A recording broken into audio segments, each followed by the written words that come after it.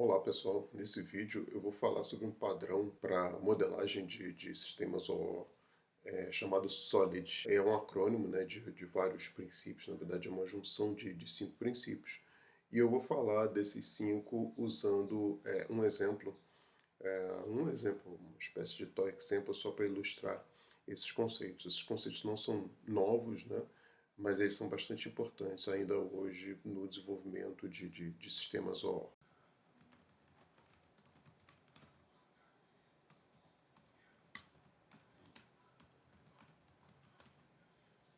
Quando a gente fala de padrões de programação, normalmente a gente está falando de um conjunto de boas práticas cujo objetivo é tornar os sistemas mais manuteníveis, né? Ou seja, que possam ser mais facilmente evoluídos e cuja correção de bugs, por exemplo, não cause muita refatoração, ou seja, muita reescrita de código. Né? Não necessariamente na adoção de algum padrão a gente vai estar escrevendo menos, codificando menos a curto prazo, mas a tendência é que a médio prazo a gente passe a escrever mesmo, menos e com isso seja mais eficiente, né, na construção dos nossos sistemas. Esses princípios SOLID, eles são atribuídos a algumas pessoas, eu vou citar aqui pelo menos 4 que aparecem de forma recorrente aí na literatura.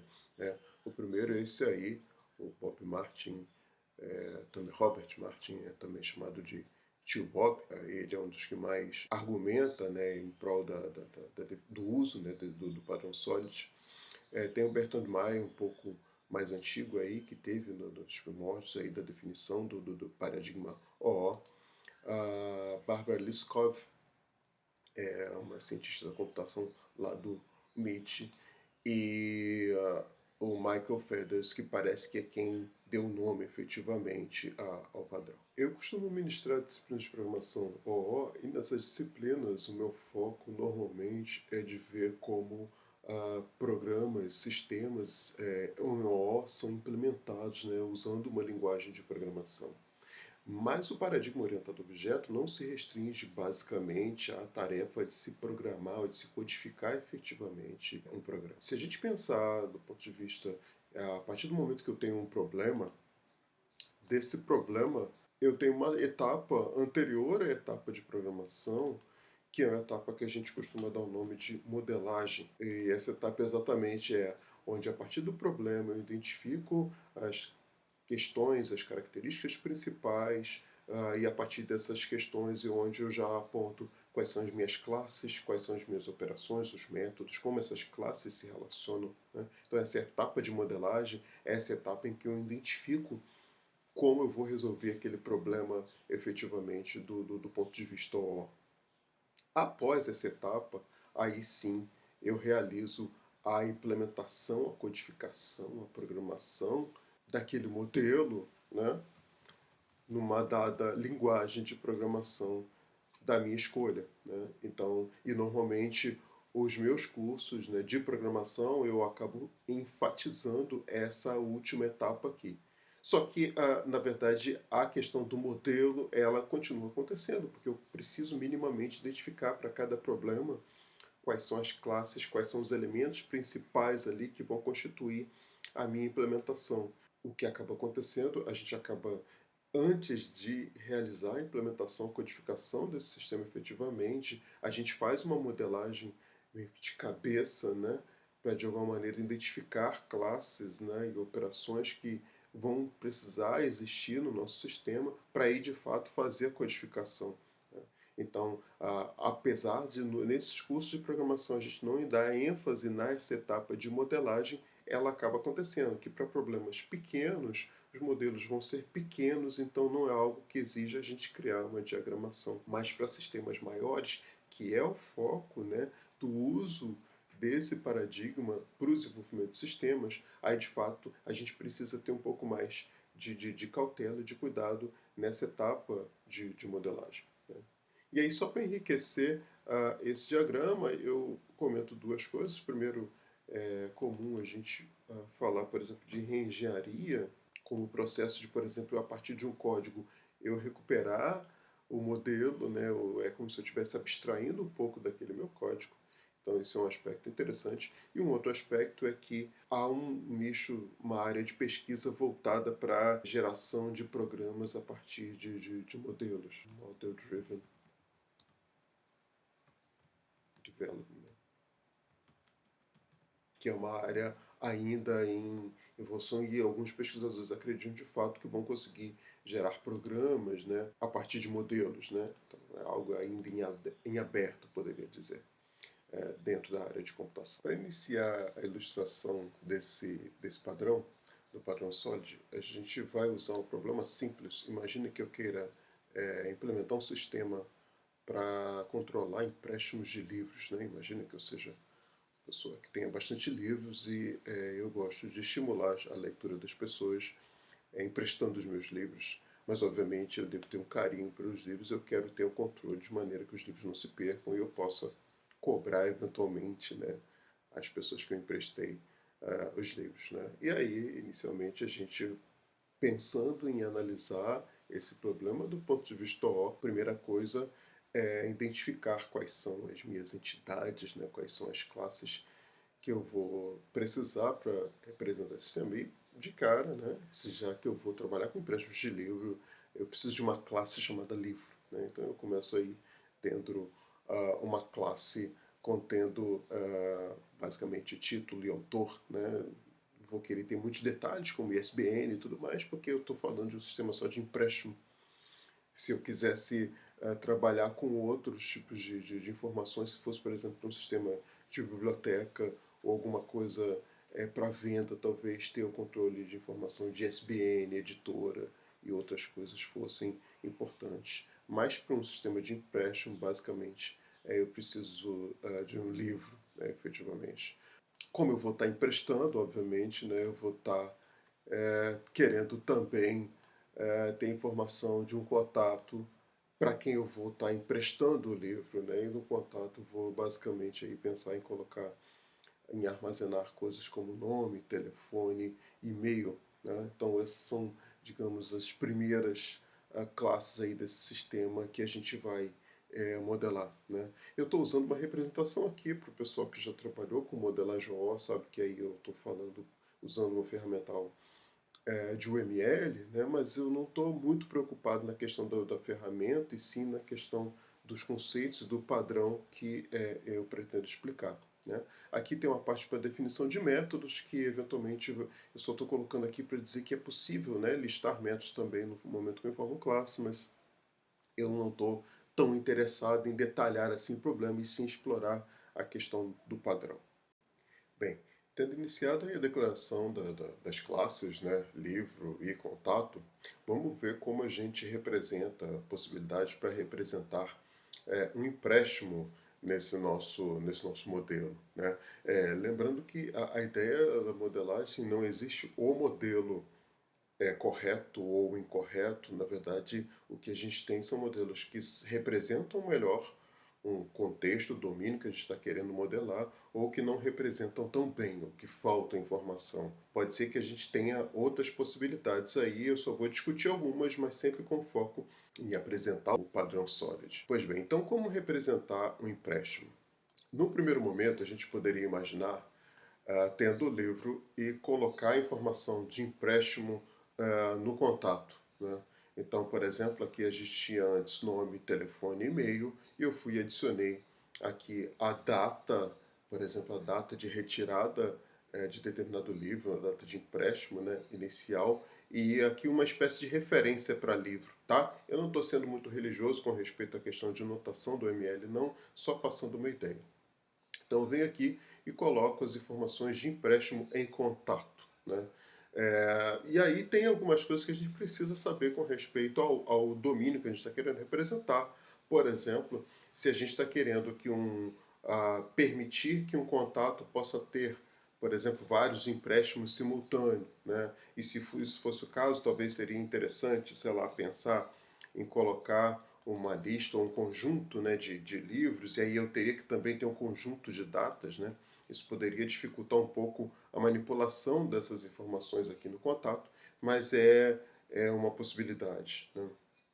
Então, ter a informação de empréstimo lá no contato. Uma segunda possibilidade seria, ao invés de ter em contato, eu tenho as informações em livro, né?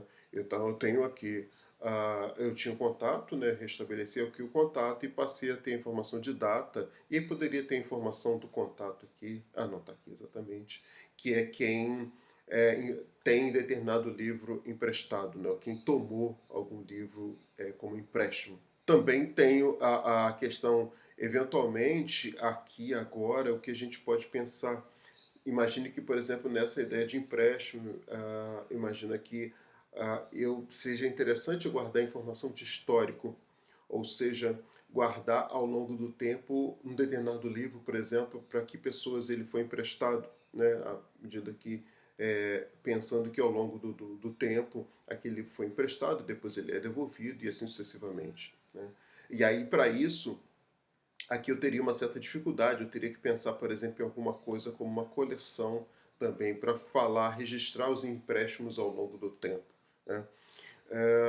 Tem aqui uma terceira possibilidade, e aí nessa a gente lança a mão de uma nova classe, ou a gente cria uma classe específica para representar o empréstimo, né?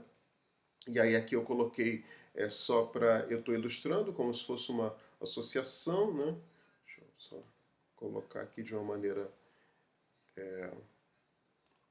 sem muita informação, mas eu estou criando uma espécie de associação entre essas duas classes, entre a classe livre e a classe contato. Eu fui aqui e representei só para indicar que, na verdade, uma entidade que representa um empréstimo, ou seja, uma instância de empréstimo, eu tenho um contato, que é a pessoa que está pegando o livro emprestado, eu tenho o livro e eu tenho uma data, né? Essa solução, essa terceira alternativa aqui, primeiro ela lança a mão de um conceito chamado de entidade associativa, que basicamente o que eu tenho um relacionamento entre as classes livre e contrato, e essa entidade, essa classe aqui, entra como se fosse uma característica, né, um atributo desse relacionamento, né? Então isso aqui eu estou caracterizando, aqui empréstimo, eu estou caracterizando a relação entre livro e contato. Falar de empréstimo também é interessante, porque quando a gente pensa em OO e quando a gente pensa na ideia de modelar um determinado problema, é muito natural a gente pensar em coisas mais concretas, assim, é mais simples a gente entender coisas mais concretas como sendo classes e objetos, como, por exemplo, livro e contato, né? Mas empréstimo seria uma coisa um pouco abstrata, né? O empréstimo não é uma coisa que eu toque, né? Não é algo palpável, mas isso não é critério para se identificar, se destacar determinada recurso como uma classe ou não, né? A gente pode modelar coisas abstratas assim sem problema algum. Então, ter empréstimo como a classe é algo possível nessa modelagem que a gente está fazendo.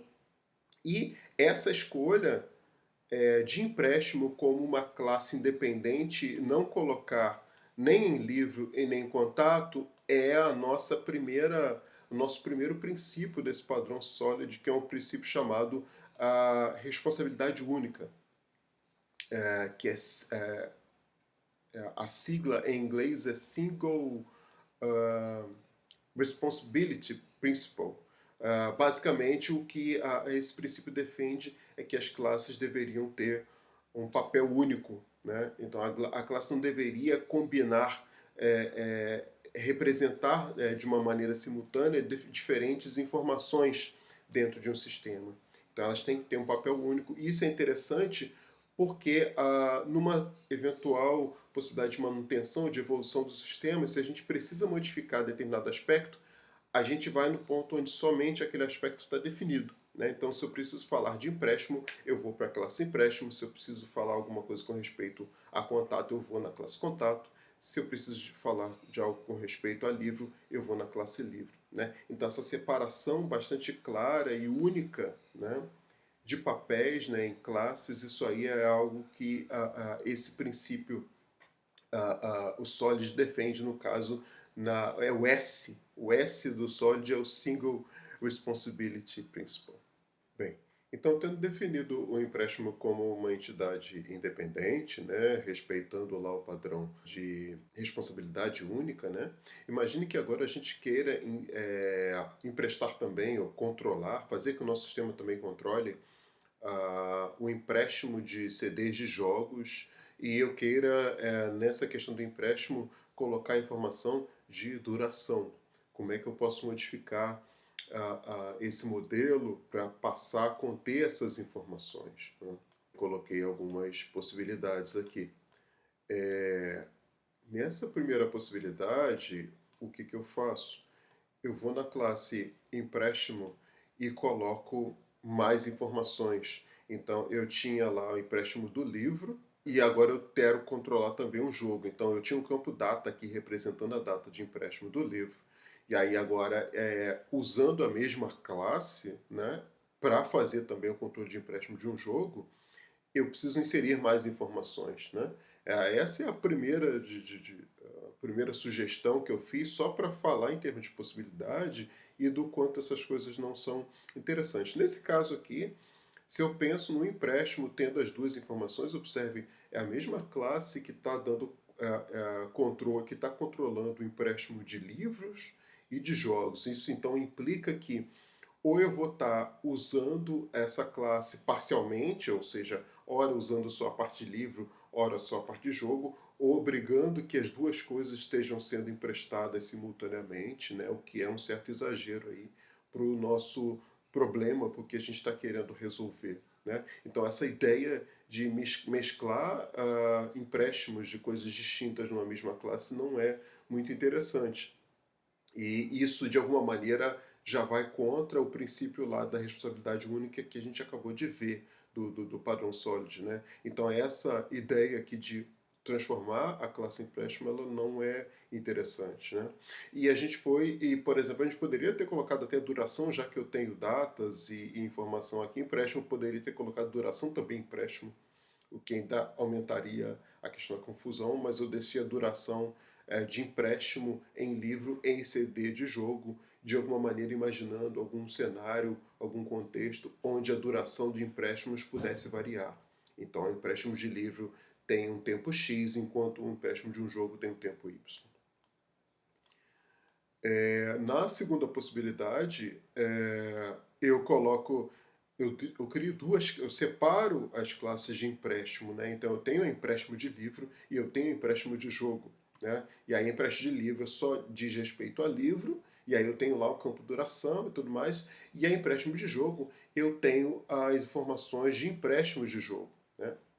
Isso fica um pouco melhor do que eu ter uma classe empréstimo única para controlar as duas coisas, mas eu ainda tenho uma certa dificuldade aqui em termos de representação, porque eu acabei de inserir um novo tipo de informação que eu quero emprestar, que no caso são jogos, e eu já tive que colocar uma classe a mais para, além da classe jogo, uma classe extra para poder controlar esse empréstimo. Se eu penso num terceiro tipo de item, eu vou ter que inserir uma terceira classe empréstimo, então isso está me gerando uma obrigação, né, de colocar código a mais que está complicando a manutenção do meu código. Né? Então isso também não está muito interessante. Né? A possibilidade mais interessante, ou pelo menos uma que é um pouco mais razoável em relação às duas anteriores que eu comentei, seria eu ter uma classe empréstimo e essa classe empréstimo ela não fala nem especificamente nem de livro e nem de jogo, ela representa algo abstrato, eu vou emprestar alguma coisa.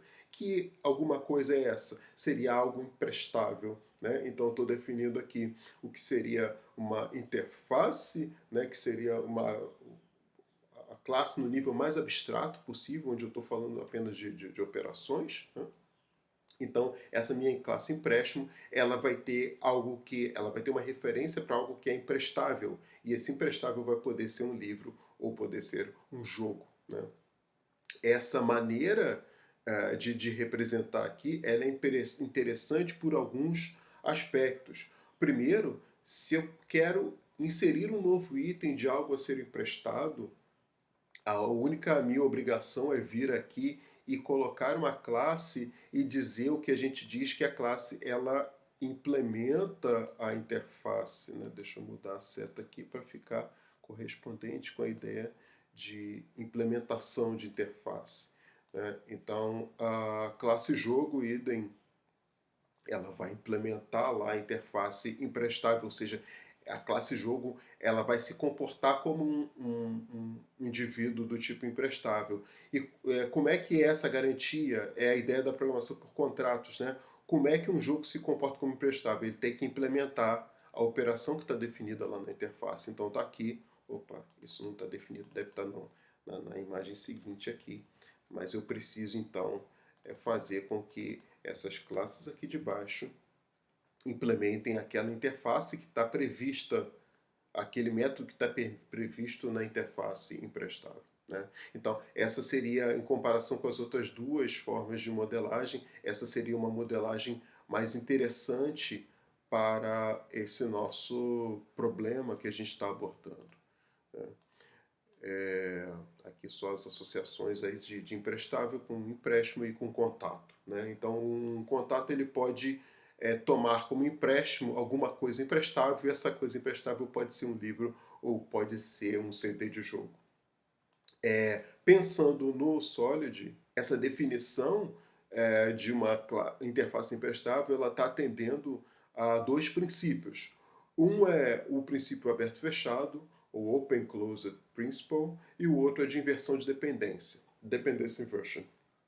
O princípio aberto-fechado, basicamente, é a ideia que numa definição a nossa o que a gente está querendo emprestar fique fechado para modificações, ou seja, novos itens que a gente queira inserir para serem emprestados não deveriam modificar essa interface. Então, ela é fechada para modificação. Eu não deveria ter que modificar alguma coisa do meu sistema para incluir algo novo a ser emprestado, né? Então, se eu pensar num novo item, eu simplesmente crio aqui e digo que ele implementa a minha interface. Então, ela está fechada para modificação, essa minha representação.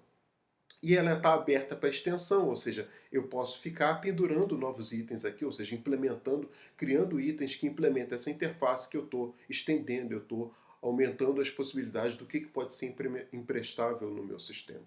Quanto à questão da inversão de dependência, aí eu preciso olhar para a classe empréstimo. Nas versões anteriores, empréstimo eu tinha aqui indicando explicitamente ao que ele estava associado. Ora era livro, ora era CD de jogo, então eu tinha de alguma maneira aqui parafusado, amarrado à classe empréstimo, qual é o tipo concreto, qual é o tipo específico em que o empréstimo estava atrelado. Nessa forma de representação, o empréstimo está atrelado a algo abstrato, que é uma boa prática, é uma recomendação, que é, no caso, esse princípio da inversão de dependência. Então, ao invés de eu depender de coisas mais concretas, eu sempre vou procurar colocar minhas classes dependendo de aspectos mais abstratos possíveis. Isso vai diminuir a chance de eu fazer algum tipo de alteração na classe que eu estou modelando, no caso na classe que está dependendo, que é a classe empréstimo. Por último, imagine que eu queira agora, além de controlar empréstimos de itens, né, meus, como livros e CDs, imagine que eu queira também a possibilidade de vender e registrar essas vendas, né?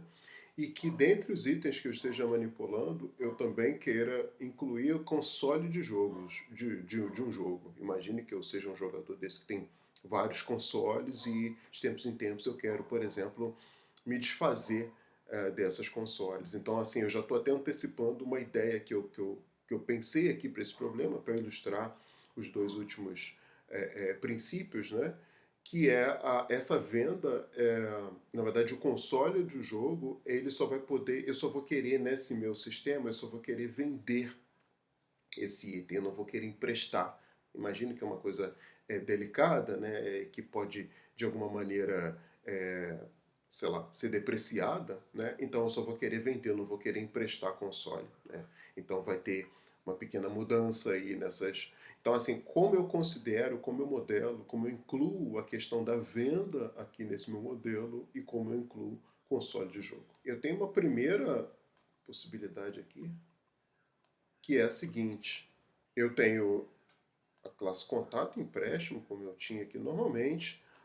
O empréstimo, eu ao invés de... Eu alterei aquela interface que era emprestável e eu generalizei, eu criei um termo negociável, né? Então, o empréstimo, ele tem uma relação com o negociável, e o negociável, além da duração, que é algo necessário, né, para o comportamento, para a ideia de empréstimo, eu coloquei preço, que seria algo necessário para quando se trabalha com venda, né? E aí, pensando dessa maneira, o contato ele pode vender ou pode emprestar, né? E a venda também teria uma relação aqui com o negociável.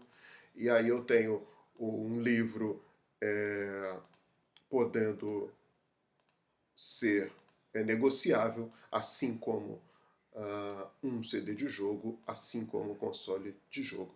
Qual é o problema dessa representação dessa maneira, né? Eu peguei a interface que eu tinha, né, que era imprestável, e transformei numa interface que, digamos, ela aumentou em termos de operação, em termos de semântica, né, em termos de coisas que ela representa, né? Então, além de ela controlar de uma maneira, de ela descrever de uma maneira abstrata um empréstimo, né?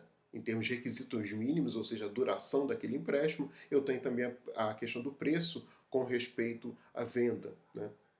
E aí, qual é o problema disso aqui? É porque eu tinha colocado aquela restrição de que uma console de jogo eu não vou querer emprestar, só vou querer vender. Sendo que, no momento que eu coloco esse item aqui, implementando essa interface, pela ideia de contrato, essa console ela vai ter que implementar os métodos que estão lá definidos para aquela interface negociável, assim como, por exemplo, o CD de jogo e o livro estão implementando, né? Então, o livro eu teria, por exemplo, o tempo em que eu quero, que eu imagino que aquele livro possa ser emprestado, ou se o contato quiser comprar o livro efetivamente, eu tenho... se o contato quiser comprar o livro efetivamente, eu tenho o preço estipulado para aquele livro.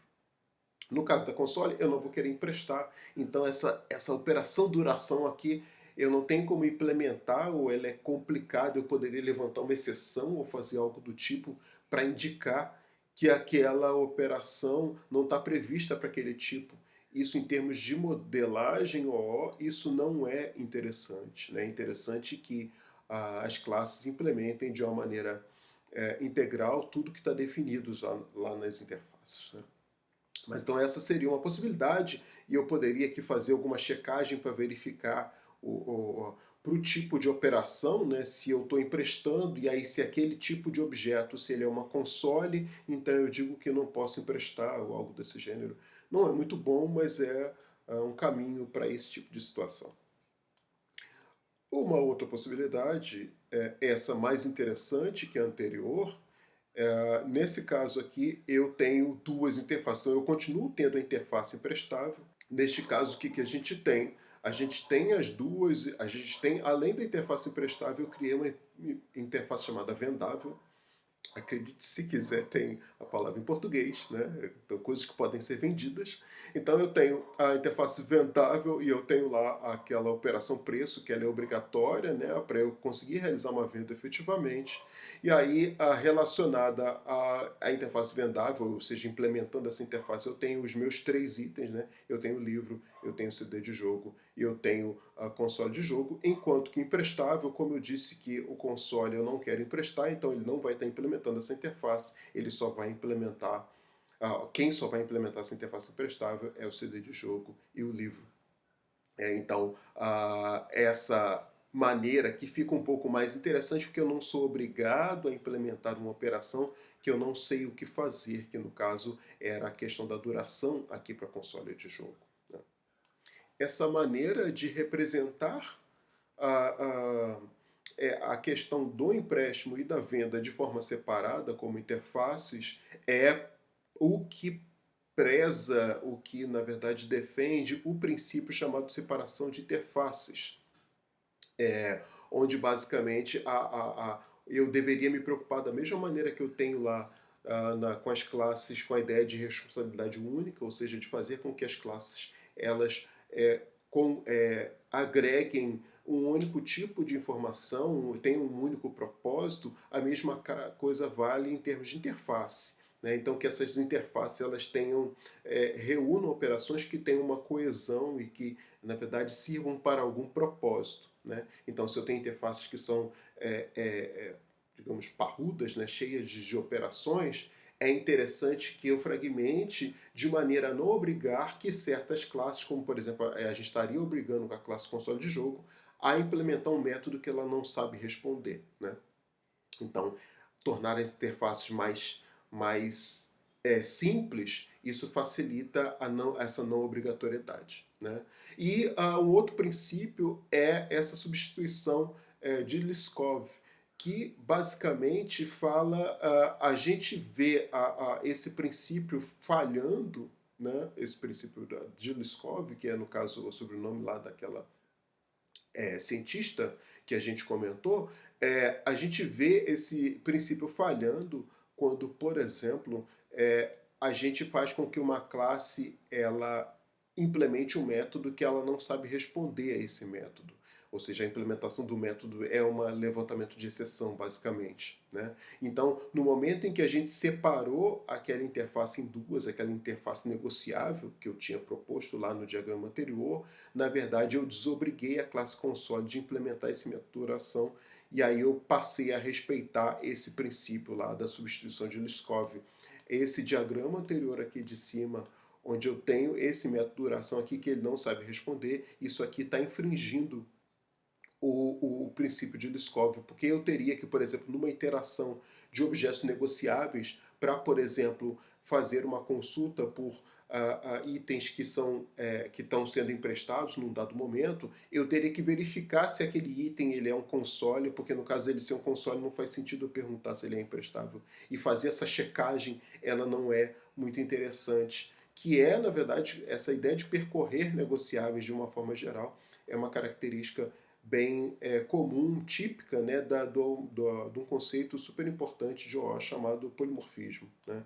Então, dessa maneira, separando as duas interfaces, eu tenho um modelo muito mais interessante e muito mais fácil de ser mantido e de ser estendido, né? Então, se eu tenho um novo item, esse item ele só pode ser vendido, beleza, eu penduro ele na interface vendável. Não, ele só pode ser emprestável, então eu penduro ele em emprestável. Não, ele pode ser as duas, então eu linko ele com as duas interfaces. Existem alguns casos clássicos que a gente encontra na internet, na literatura, que infringem esse princípio de Liskov. Por exemplo, essa relação de uma classe elipse e uma classe círculo, se a gente imaginar uma elipse como sendo algo tanto genérico, onde eu tenho lá, por exemplo, dois diâmetros diferentes, né, e o círculo como sendo um caso particular de elipse, onde eu tenho a ideia de raio, né, então essas distâncias elas são iguais, esse tipo de baixo, tipo círculo, eu estou de alguma maneira restringindo o tipo geral, então é como se eu estivesse particularizando ou especializando. Então, numa implementação típica OO, normalmente a gente poderia considerar o círculo como sendo uma especialização de elipse, né? E aí qual é o problema numa modelagem como essa? Se eu tenho lá na elipse, por exemplo, um método de deformação, um método que for, por exemplo, vai deixar a elipse mais larga ou ela mais achatada, na classe especializada, eu não sei o que fazer, porque se eu permito a deformação de um círculo, ele deixa de ser círculo, né? Então, esse é um problema que eu teria dificuldade de implementar esse método ali embaixo, então ele não, a classe círculo, ela não implementa de forma completa a sua hierarquia, ou seja, de quem ela descende. Então, esse é um problema que, na verdade, a gente tem o princípio de Liskov sendo quebrado, né? Não sendo respeitado, né? Então, sempre que a gente tiver esse tipo de situação, a gente tem esse princípio de Liskov sendo infringido, né? Então é algo que a gente precisa trabalhar de uma maneira mais interessante. A gente acha, por exemplo, tem uma página do Wikipedia dedicada a esse problema e eles sugerem um monte de possibilidades, né, para atacar esse problema do ponto de vista de OO, e uma delas até, de fato, a gente não representar esse problema de uma forma OO, pelo menos não da maneira clássica. Aí, na verdade, vai de cada um, né? Espero que vocês tenham curtido o conteúdo. É algo bastante interessante. Eu procurei trazer exemplos de forma a tornar a explicação um tanto mais didática comparado ao que eu tenho visto aí pela web. Espero que vocês tenham curtido. Valeu e até o próximo vídeo.